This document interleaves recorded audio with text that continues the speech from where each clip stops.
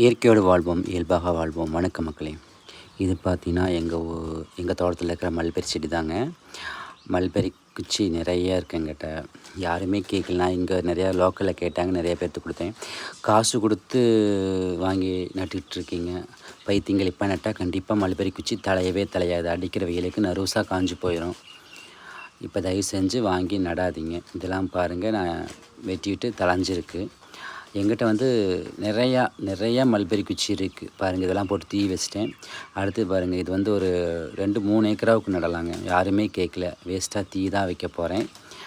யாருமே கேட்கல, காஞ்சிருச்சு. இப்போ 2-3 ஏக்கராவுக்கு நடலாம். கண்டிப்பாக காசு கொடுத்து எதையும் வாங்காதீங்க. கேட்டிருந்தா எனக்கு ஒரு 150 ரூபா தான் செலவு.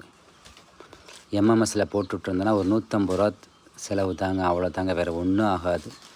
ஒரு சாக்கு பை ஒரு 150 ரூபா காசு மட்டும்தாங்க எனக்கு செலவு. பேட்ரி வண்டி இருக்குது, பெட்ரோல் செலவு கூட எனக்கு இல்லை. அநியாயமாக காசு போட்டு வாங்காதீங்க. வாங்கினாலே தயவு செஞ்சு இப்போ நடாதீங்க. கொஞ்சம் மழை காலம் வரட்டும்னு நடுங்க. இப்போ நட்டிங்கன்னா கண்டிப்பாக தலையாது. ஃப்ரீயாக கிடைக்கிறத விட்டுட்டு காசு கொடுத்து தான் நான் வாங்குவேன்னா பைத்தியங்க. காசு கொடுத்து வாங்கி நடுங்க. அதை இப்போ நடாதீங்க, தயவு செஞ்சு காஞ்சி போயிடும். இப்போ பாருங்கள், இதில் இவ்வளோ குச்சி பாருங்கள். நல்லா தீ வைக்கத்தான் போகிறேன்.